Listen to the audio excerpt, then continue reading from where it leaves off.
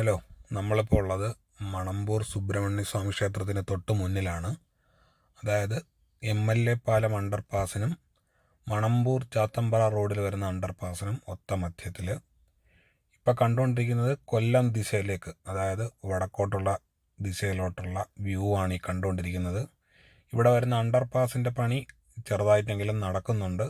എന്നാലും MLA പാലം അണ്ടർപാസിൻ്റെ അവിടെ കണ്ട ഒരു വേഗത ഇവിടെ ഇപ്പോൾ കാണുന്നില്ല.